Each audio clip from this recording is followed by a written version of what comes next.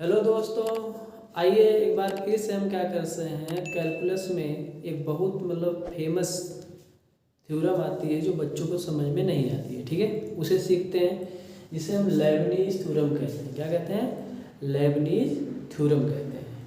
अब ये क्वेश्चन उठेगा कि सर ये लेबनीज थ्योरम है क्या? सर ये लेबनीज थ्योरम है क्या? तो आइए पहले हम इस चीज़ को देखते हैं कि लेबनीज थ्योरम है क्या। चलिए, तो हम जानते क्या हैं, पहले समझिए इस बात को। हम जानते क्या हैं? हम ये जानते हैं कि अगर दो फंक्शन हैं डी अपान डी एक्स, हमने आपको बताया था ए बी ग्रुप में मान लो दो फंक्शन है, ए बराबर है आपका एफ एक्स है, बी बराबर भी एफ एक्स है। दो फंक्शन अगर गुणा के फॉर्म में यानी गुणनफल के रूप में है तो उसको अगर मुझे क्या बोलते हैं अवकलन करना होता है, तो आप क्या करते हो यहाँ पे ए इंटू यानी एक मतलब अर्जुन, बी मतलब बिंदु, बिंदु का अवकलन अर्जुन टू बिंदु का प्लस बिंदु इंटू अर्जुन का अवकलन, ये हो जाता है। इसे आप y1 बोला जाता है, एक बार अवकलन किया। ठीक, यानी डी वाई अपान डी एक्स इसको बोलते हो। अगर इसको दोबारा करना होता है तो आप इसे करते हो क्या हो, यहाँ पे D square upon D x square आएगा, यानी वाई टू तब यहाँ पे लिखा जाएगा और बराबर तब आप करते हो। ये सारी चीज़ें उत्तरोत्तर वाले में हमने बताया है। 3 बार करना होता है तो y3 लिखा जाता है, 4 बार करना हो तो y4 किया जाता है। ऐसे ऐसे अगर मैं कहूँ 3 बार करना होगा तो y3, ऐसे अगर मैं कहूँ कि n बार करना है तो yn लिखा जाएगा कि नहीं लिखा जाएगा, yn लिखा जाएगा नहीं लिखा जाएगा। ठीक है, या आपका यहाँ पे डी डी डी वाई लिखा जाए, यानी भाई आपका ये बात समझ में आ रही है ना। ये हमें उत्तरोत्तर में सारी चीज़ समझाई थी। ये तो आपका क्या बोलते हैं, आपका दो फलन था तो ऐसे हो गया था। एक बार आप डेरिवेटिव यानी फर्स्ट आर्डर जो आप डिफरेंशियल कोएफिशिएंट निकालते हो उसको आप ऐसे कर लेते हो, लेकिन सेकेंड आर्डर निकालने के लिए आपको और करना पड़ता, उत्तरोत्तर में हमने सिखाया था, यानी जो सक्सेसिव डिफरेंशिएशन था। थर्ड आर्डर आप डिफरेंशियल कोएफिशिएंट में और अलग करते हो। ठीक है, तो इस प्रॉब्लम को अगर ऐसे लगाया जाता था तो काफ़ी क्रिटिकल प्रॉब्लम हो जाती थी। इसके लिए लेबनीज ने एक थ्योरम दिया, इसके लिए लेबनीज ने एक थ्योरम दिया। उन्होंने कहा यदि कोई फंक्शन है जो दो या दो से अधिक फलनों के गुणनफल के रूप में, यदि कोई फलन दो से अधिक फलनों के गुणनफल के रूप में है तो उसे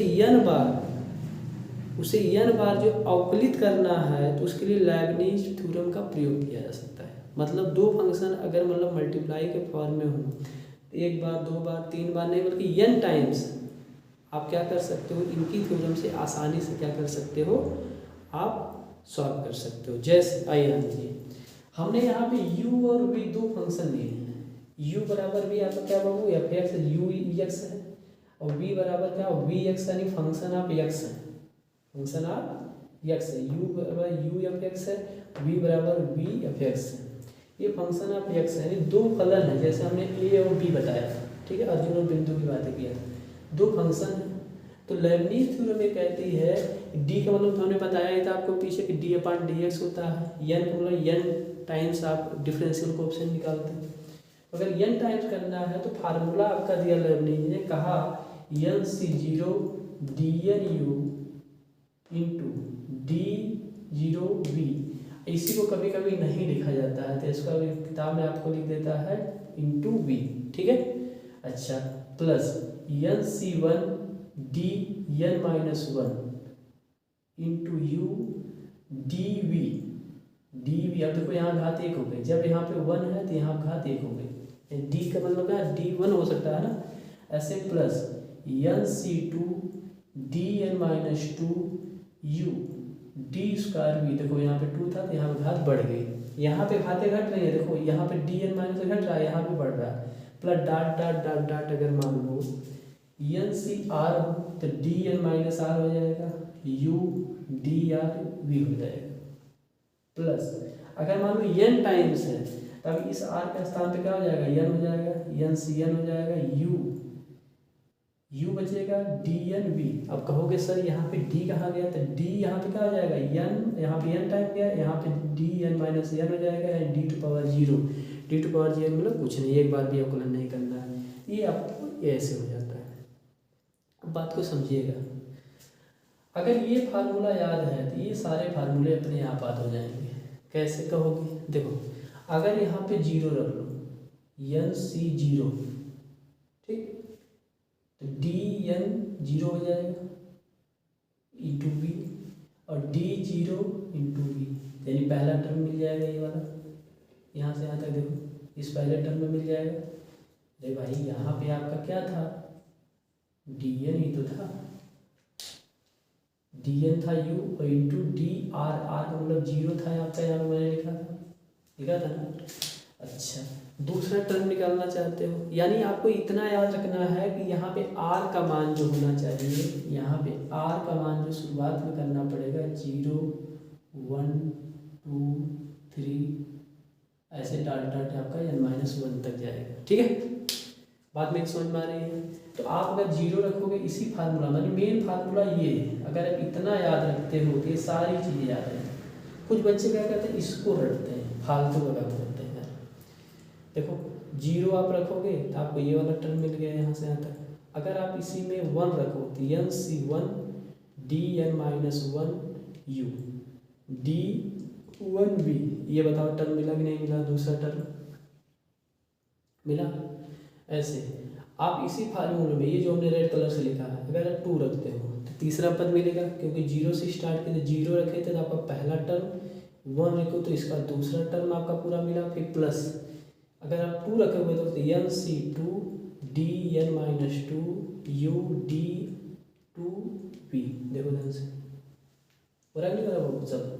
ठीक, ऐसे आपको मतलब तीसरा मतलब चौथा टर्म प्राप्त करना है, तो एन बराबर 3 रखोगे तो N C R D N minus 3 U D 3 B, ये आपका क्या चौथा टर्म हो जाए। तो बात मेरी समझ में आ रही है, बात मेरी समझ में आ रही है। तो इस तरह से हमें याद रखना है, याद क्या रखना है, N C R D N minus R और D R B R into B, ये याद रखना है कि यू और बी क्या है, दो फंक्शन हैं, गुणा में होंगे, तो इस तरह से आपका होगा। ठीक, अगर मान लो एन टाइम्स है तो एन सी एन कर लो, तो डी एन माइनस एन यानी जीरो हो जाएगा, मतलब कुछ नहीं, यानी यू फंक्शन का अवकलन किया ही नहीं जाएगा, यहाँ पे डी एन होगा, यानी बी का हमें एन टाइम करना होगा, जो ये चीज़ हमने बताई। ये समझ में आया होगा। ये तो लैंग्वेज इस टाइप की है, लेकिन आपकी जो किताब है उसमें लैंग्वेज क्या करता है, ये रखता है। अब समझिए बात को, आपका वाई एन अभी मैंने बताया था, y1 को मतलब एक बार डिफ्रेंशिएट, y2 को मतलब 2 बार डी स्क्वायर वाई अपन डी एक्स स्क्वायर, y3 को मतलब 3 बार, ऐसे ही अगर y4 का मतलब होता है क्या 4 बार, तो ऐसे हम n बार अगर करते तो yn लिखते कि नहीं। अब बताओ इस yn का मतलब समझ में आया। ठीक, अच्छा y बराबर आपका था क्या, u इंटू वी था, y बराबर था आपका u इंटू वी, मतलब था क्या शुरुआत में y बराबर था आपका u इंटू वी, यानी दो फंक्शन थे, जैसे आपका a इंटू बी लिखा हुआ। ठीक है, तो अब इसको अगर n टाइम्स हम करेंगे तो लेवरेज लगाएंगे। मैंने बताया अगर n टाइम्स किसी का मतलब हमें डिफरेंशिएट कोएफिशिएंट निकालना है तो हमें लेवरेज लगाना पड़ेगा। अब देखो n सी जीरो, चलो इस सब चीज़ छोड़ो, इसको आओ, यहाँ पे भी हमें क्या याद रखना बाबू, हमने क्या बताया, एक बार हम उसे घेर दे रहे हैं। आप अगर इस रूप में आप याद रखना चाहते हो इसे, ठीक, तो इस रूप में अब इसको याद रखना, जैसे हमने उसमें बताया हम इसको भी घेरते हैं, तो इसको याद रखना, ये बहुत इंपॉर्टेंट चीज़ है। ये अगर इतना याद है तो आपको सारी चीज़ें याद है। और इसमें दूसरा कलर यूज कर लेते हैं, अगर उस रूप में आप लिखते हो तो उसमें आप ये वाला चीज़ याद रखो, बस सारा फॉर्मूला याद रहेगा। लड़का क्या करता है ना, वो फालतू चीज़ याद रखता है, 50 बार याद करता है, इसलिए दिक्कत रहता है। यही फॉर्मूला ये भी है, इस रूप में तुम्हारी किताब में लिखेगा। ठीक है, सिर्फ दूरी करने सब हमने बताया था पहले ही जब वो सक्सेसफुल पढ़ा था तभी। अब देखो N C R U N minus R V R, बहुत सिंपल था formula, N C R V N minus R V R. अब देखो, अब यहाँ भी आर बराबर क्या है, आर बराबर है 0 1 2 3 ऐसे डाट डाट एन।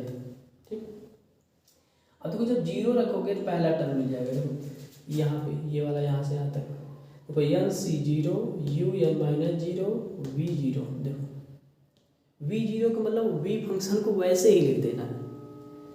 यहाँ पे क्या था 1 का मतलब, यहाँ पे क्या 1 का मतलब एक बार डिफ्रेंशिएट वाई फंक्शन को किया था, 2 का मतलब 2 बार, 3 का मतलब 3, वैसे n का मतलब आपका n टाइम्स है, इसका मतलब ये है।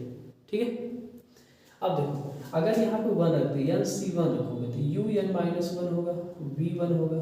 तो देखो दूसरा टर्म आया कि नहीं, यही तो लिखा है N C 1 U N minus 1 V 1। ऐसे आपको n बराबर 2 रखोगे तो इतना याद रखना होगा, 0 रखोगे तो पहला टर्म मिलेगा इसमें, इस फार्मूले में 1 रखोगे तो दूसरा टर्म हो जाएगा, 2 रखोगे तो तीसरा टर्म हो जाएगा, 3 रखोगे तो चौथा टर्म हो जाएगा।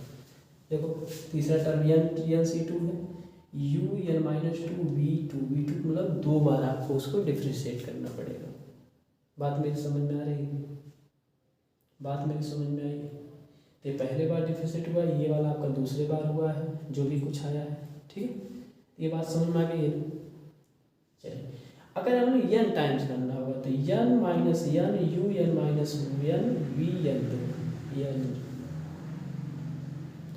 अब यहाँ पे हमने यहाँ पे बताया, देखो यहाँ पे यू एन कहीं लिखा ना, यू एन देखो यू एन होगा कहीं कहीं, देखो यू एन, ये यहाँ पे यू एन आएगा जब हम ये वाला ये यू एन या वी वन। यू वन का मतलब n था order of derivative of you function का n बार हमने क्या किया, अवकलन किया। वी एन का मतलब n th order of derivative of V, यानी यू फंक्शन का जो आपका यू वी एक्स के रूप में था उसका n टाइम्स हमने क्या किया, डेरिवेटिव किया। ये समझ में आया जो भाषा में समझा रहा हूँ? ठीक, ये तो फार्मूला है, फार्मूले में याद रखने के लिए मैंने क्या कहा, अगर इस रूप में याद रखना चाहते हो तो आप इसको याद रखना बाबू, जो स्टार में बना रहा हूँ ये N C R U N minus R V R. तो आप सारे टर्म निकाले, आर का माने इतना याद रखना, अगर 0 रखोगे पहला टर्म, 1 रखोगे दूसरा टर्म, 2 रखोगे तो तीसरा टर्म, 3 रखोगे तो चौथा टर्म मिल जाएगा। ठीक, इसमें याद रखना क्या, अगर इस रूप में याद रखना चाहते तो N C R D N minus R U into D R V, हम कहेंगे इस टाइप में याद रखना क्योंकि आपकी किताब में इसी टाइप में दिया हुआ है। ठीक है, जो सवाल दिए हुए। अच्छा, अब हमें क्या है, चूंकि हम जान रहे हैं बाबू u और v के रूप में 2 फंक्शन है। अब हमारी प्रॉब्लम है सर इसमें पहला कौन माने, u किसको माने और v किसको मानेंगे। अगर मान लो सवाल दिया है ऐसे X cube cos x, X square E to power X, X to power 4 sine X, sir इसमें हम u किसको माने और v किसको माने, तब हम n टाइम डेरिवेटिव्स करें, यानी n टाइम सम अवकलन करें, प्रॉब्लम आएगी ना। अच्छा, अब देखो ध्यान से, n टाइप डेरिवेटिव के लिए एल्जेब्रिक फंक्शन, जो एल्जेब्रिक फंक्शन है जैसे आपका x square x cube x 4, इसमें जो एग्जांपल मैंने लिया है उसको आप v मानिए। क्या मानिए बाबू, v मानिए। क्या मानिए, v मानिए। कहोगे सर v क्यों माने, v मानने से इजी हो जाता है प्रॉब्लम सॉल्व करना, v मानने से प्रॉब्लम सॉल्व करना इजी हो जाएगा, आपको आसान लगेगा लगाना। नहीं तो आपको थोड़ा सा लगेगी प्रॉब्लम सही होगा लेकिन आपका थोड़ा सा क्रिटिकल हो जाएगा, उसका कैलकुलेशन में गुणनफल करने में दिक्कत होगी थोड़ी सी। तो आपको याद रखना है एल्जेब्रिक फंक्शन अगर उसमें दिया हुआ है ऐसे तो आप b उसको मानोगे। ठीक है, चाहे वो किसी तरह लिखा हो, चाहे cos x एक्स क्यूब लिखा हो तब भी आप उसको b ही मानोगे, ऐसे लिखा तब भी b मानोगे। ठीक, ये सारी बातें मैंने समझा दी आपको, ये समझ में आया, कोई दिक्कत नहीं। तो हम सर समझ चुके हैं, हम सर समझ चुके हैं, थोड़ा और इसके बारे में डीपली बात करिए सवालों के बारे में। सर एक बात समझ में नहीं आ रही है, कहोगे सर एक बात समझ में नहीं आ रही है, कहो हम कहेंगे क्या सर ये एन सी आर क्या है, आपने परम्यूटेशन एंड कम्बिनेशन पढ़ा होगा दोस्तों, परम्यूटेशन एंड कम्बिनेशन पढ़ा होगा। अब हम ऊपर से इसको यहाँ से मिटाते हैं और आपको समझाते हैं एन सी आर है क्या, तो इसमें हम मिटाते हैं, इसे समझाएंगे सारी चीज़। तो दोस्त आपने पढ़ा होगा एन सी आर बराबर क्या, एन सी आर बराबर, ध्यान दीजिएगा एन सी आर, इसका फार्मूला होता है बाबू एन का फैक्टोरियल अपान आर का फैक्टोरियल और एन माइनस आर का फैक्टोरियल। कहोगे सर एन फैक्टोरियल क्या होता है, जैसे हम कहें 5 का फैक्टोरियल, इसका मतलब होता है वो 5 × 4 × 3 इंटू 2 इंटू 1 गुणा करो। देखो 5 चौक के 20, 20 या 60, 60 दूनी 120, 120 में अगर 1 का गुणा करो तो 120 ही आएगा। ऐसे 4 फैक्टोरियल इनका स्थान पे देखो मैंने 4 लिख दिया, क्या हो जाएगा 4 3 इंटू 2 इंटू 1, 4 गुणे 3 गुणे 2 गुणे 1 यानी 4 3 12 24 दूनी 24 से करना 24। ऐसे कहीं आपको 2 फैक्टोरियल कोई कहे, क्या हो जाएगा 2 इंटू 1 यानी आपका 2, 2 गुणे 1 है। ऐसे कोई कहे 1 फैक्टोरियल क्या हो जाएगा 1 1 मतलब 1 फैक्टोरियल मान 1 होता है। अब कोई कहे 0 फैक्टोरियल का मान कितना होगा, तो ये याद रखिएगा इसका मान आपका क्या होता है बाबू 1 होता है, 0 नहीं इसका मान भी क्या होता है 1 होता है, ये याद रखेंगे। ठीक, चलिए और थोड़ा सा बातें समझते हैं, अब कोई कह दे 5CR 5C2, ध्यान दीजिएगा 5C2 मतलब, तो देखो n का मतलब 5 फैक्टोरियल यहाँ हो जाएगा अपन r का मतलब 2 का फैक्टोरियल और 5 माइनस 2 का फैक्टोरियल। देखो सेम टू सेम वही लेगा।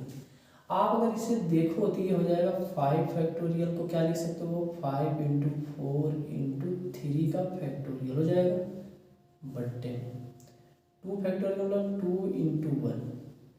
अब देखो 5 में से 3 घटेगा कितना आएगा 3 फैक्टोरियल बचेगा। इसको आप विस्तार ना करो, आप मुझे बताओ 3 फैक्टोरियल से 3 फैक्टोरियल कटेगा तो 5 चौक के 20 बट्टे 2 करना 2 कितना आएगा बाबू 10 आएगा। एनसीआर की वैल्यू कितनी आएगी 10 आएगी। बोलो ये समझ में आ रहा है? ये समझ में आ रहा है? ठीक, ये भी अब याद नहीं रखोगे, आप कहोगे सर क्या कह रहे हो। हाँ ये भी याद रखोगे, इतना लंबा लगेगा। अब देखिए मैं इसी को और स्टार्ट कर रहा हूँ, क्या देखो ध्यान से, जैसे आपसे कोई कहे 5C2 क्या लिखो 5 इंटू 4 बट्टे 2 इंटू 1 कितना आ जाएगा 20, तो 10 आ जाएगा, आएगा? बोलो होगा? ऐसे कोई आपसे कह दे NC2 की वैल्यू बताओ तो क्या होगा n इंटू n माइनस 1 अपान 2 इंटू 1 यानी n इंटू n माइनस 1 बट्टे 2 इसका आंसर है। बोलो होगा? ऐसे कोई आपसे कह दे NC4, अच्छा देखो एक बार यहाँ 2 है तो n इंटू n माइनस 1 होगा। अब अगर मुझे n4 कह रहा है तो n इंटू n माइनस 1 करेंगे into n minus 2 into n minus 3 तक है। देखो 1 2 3 4 अब बट्टे 4 से घटाते चले गए 4 गुणे 3 गुणे 2 गुणे 1 तक चले जाओ। बोलो ये इसका उत्तर हो जाएगा। तो आपको ये बात समझ में आ गई होगी है। ऐसे चलो एक एग्जाम्पल और लेते हैं 5 मानो C का 3 कोई कह दे, ऊपर कितने टर्म होना चाहिए 5 इंटू 4 इंटू 3, 3 टर्म हुए देखो 1 2 3 उड़ा गया और इंटू 3 देखो था 3 इंटू 2 इंटू 1 कर दीजिए, वही उत्तर हो जाएगा। बात समझ में आई? अब आपने समझ लिया कि NCR का मतलब क्या होता है, ये भी मैंने समझा दिया। ठीक, अब कहोगे सर इसकी सारी बातें आप समझा चुके, लेकिन इधर एक बात और लिखी है उसे भी समझा दीजिए। एक बात आपने उधर भी लिखा है, आप मुझे भी क्या करिए समझा दीजिए।